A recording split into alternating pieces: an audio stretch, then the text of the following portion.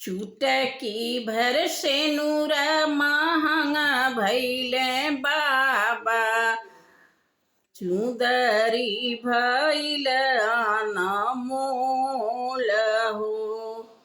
एही से नूरवा के कारण बाबा, छूटेल नैहर हमार हो। एही से नूरवा के कारण बाबा, छूटेला नैहर हमार हो। मैया कहली बेटी नीति उठी आय, बाबा कहल छठी मास हो। मैया कहली बेटी नीति उठी आय, बाबा कहल छठी मास हो। भैया कहल बहिनी काज परोजन, भाभी कहली कवन काम हो।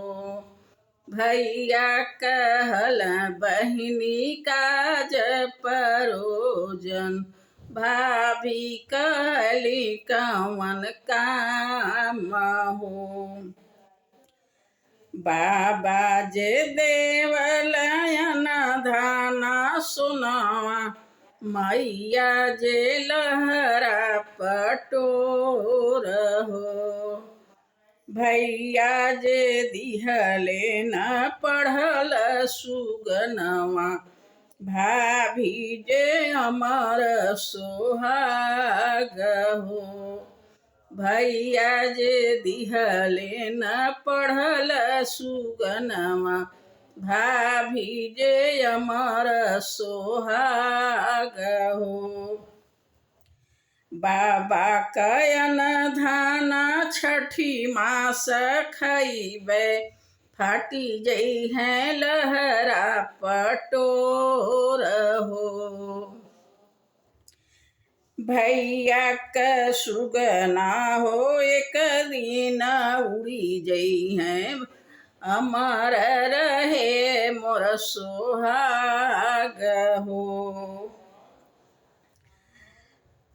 भैया क दिहल सुगना एक दिन उड़ी जई हैं, भाभी क दिहल सोहाग हो। चुटकी भर से नूराय अमर भय बाबा, चुदरी भैल अनमोल हो। चुटकी भर से नूराय अमर भय बाबा, चुदरी भैल अनमोल हो। एही रे से नूरवा के कारण बाबा, बसी गईल दुनिया संसार हो।